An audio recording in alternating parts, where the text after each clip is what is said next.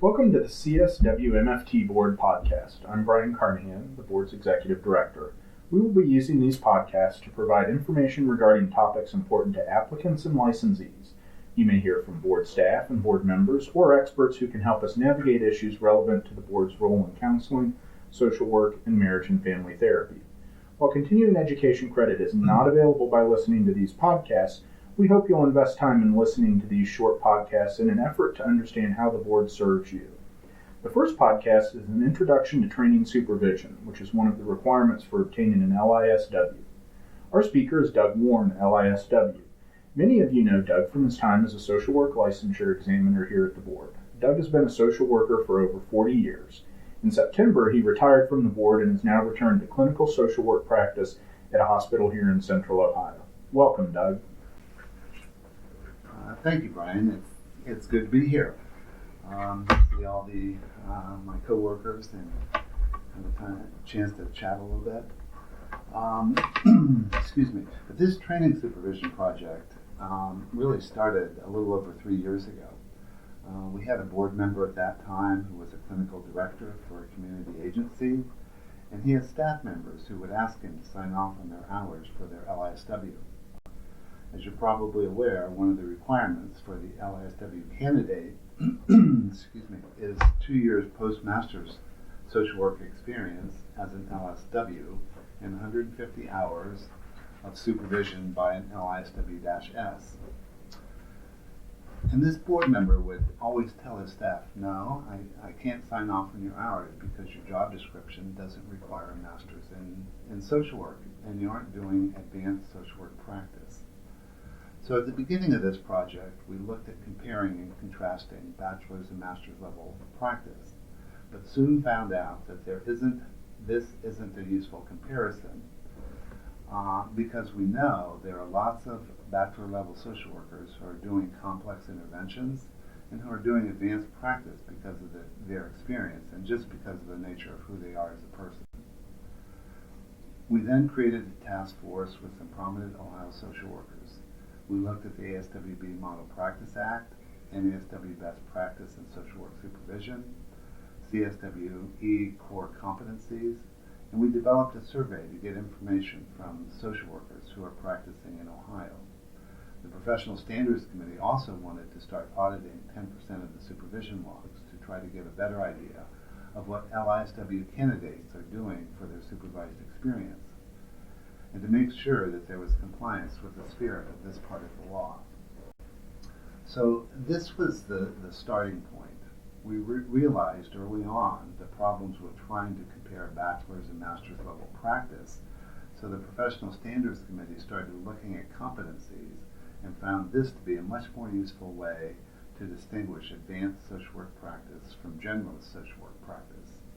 There are core competencies and practice behaviors that can be identified in social work practice, such as how to identify as a professional social worker and conduct oneself accordingly, how to apply social work ethical principles to guide professional practice, how to engage, assess, intervene, and evaluate with individuals, family groups, organizations, and communities. So everyone who graduated with a master's in social work after 2008 should be very familiar with these core competencies and practice behaviors because this is what they're graded on in their practicum. But if you're like me and you graduated with your MSW in the dark ages, you can still find these easily by just Googling social work competencies. In Ohio, we value macro-level practitioners the same as we do direct practice clinicians. So in Ohio, LISW can be either a clinical social worker or an advanced generalist social worker. Most other states don't license advanced generalist social workers. And when we looked at this a couple of years ago, we found only 15 states that do license advanced generalist practitioners. But 12 of those states had separated the advanced generalist and the clinical into two distinct licenses. We only found 2 other states that had the same licensing structure as Ohio, where they combined the advanced generalist and the clinical concentration into one licensure. So the licensing structure we have in Ohio is fairly unique. And And I think one of the reasons we have a separate supervisory designation is partly because of this. And it's also because the Social Work Professional Standards Committee really wants social workers to be socialized into the profession by other social workers. In Ohio, we don't have a definition of clinical social worker in our laws, but we do differentiate between clinical supervision and training supervision. The board recognizes that social workers work in multidisciplinary agencies, and the law stipulates that an LSW can be clinically supervised by an LISW, an LPCC, an LIMFT, a psychiatrist, a psychologist, or a master's level nurse with a specialty in psychiatric nursing. The clinical supervisor is the person who signs off on the LSW's diagnostic assessment and treatment plan and is responsible for the welfare of the supervisee's clients. The training supervisor, on the other hand, is the person who signs off on the LISW candidate's hours for licensure. The training supervisor also shares responsibility for the welfare of the LISW candidate's clients, but there isn't the same level of liability that the clinical supervisor has. The role of the training supervisor should not be taken lightly, and I'm just going to read the definition from the Ohio Administrative Code 4757-23-01. Training supervision means supervision for the purposes of obtaining a license and or development of new areas of proficiency while providing services to clients. The training supervisor is responsible for providing direction to the supervisee, who applies social work theory, standardized knowledge, skills, competency, and applicable ethical content in the practice setting. The supervisor and the supervisee both share responsibility for carrying out their role in this collaborative process of professional growth and development. So this definition is very different from the clinical supervision definition in the Ohio Administrative Code, which basically says that social workers who are performing social psychotherapy, or in other words, the diagnosing and treating of mental and emotional disorders, are what most people would call clinical social work.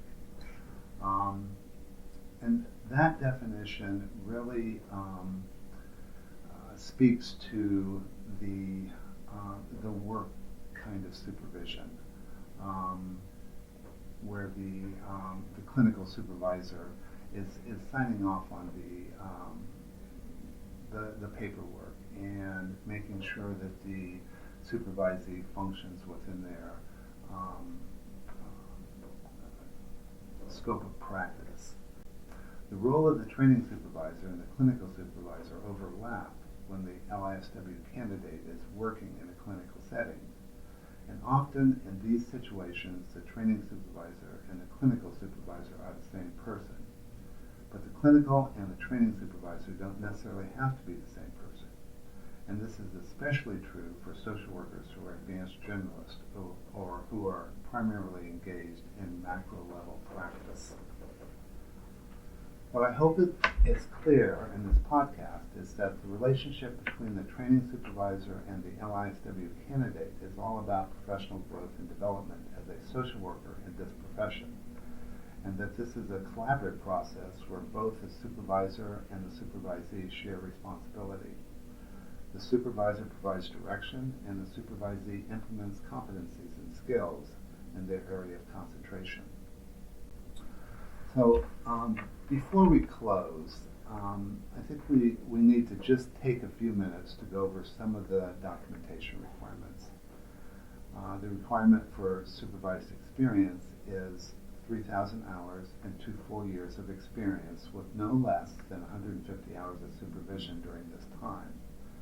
Basically, if the LISW candidate is averaging 1.5 hours of supervision a week, they will have the required 150 hours of supervision at the end of 2 years. It's okay to get a little more or a little less than this as long as the training supervision is on a regular basis. The law also states that there should be 1 hour of supervision for every 20 hours worked. But this doesn't mean that after 20 hours, the supervisee needs to stop working and get 1 hour of supervision. And it doesn't mean if an LISW candidate is working 40 hours a week they must have 2 hours of training supervision each week, or the experience doesn't count. The 1 hour of supervision for every 20 hours worked is just the 3,000 hours of experience divided by the 150 hours of supervision. But like I say, if the supervisee is averaging 1.5 hours of supervision, of training supervision a week, and they're working at least 30 hours a week, then they will have the 2 years and then in 2 years they'll meet the supervised experience requirement. The law also stipulates that the supervisee is required to keep logs of each supervision session that contain the goals and content of supervision, and that the training supervisor needs to sign these logs at least quarterly to document their review. The amount of detail in the supervision logs can vary. An LISW candidate whose job description requires at least a master's in social work may not need to include a lot of detail in their logs. But someone whose job description requires a bachelor's degree might want to be documenting how this experience is preparing them for an LISW and how they are functioning at a higher level than the job description requires. The Social Work Professional Standards Committee always reserves the right to review supervision logs before issuing an LISW, and if there's ever a question about the appropriateness of the supervised experience, then these logs can serve as proof that the LISW candidate was working on developing advanced level competencies in a specific area of concentration.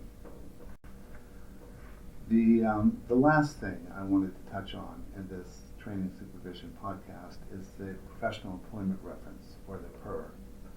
The main purpose of the professional employment reference is to verify that the LISW candidate has the supervised experience, and it is an evaluation and recommendation by the training supervisor that the LISW candidate has the competencies for independent practice. The LISW candidate completes section A and B, and the training supervisor completes section C. Excuse me.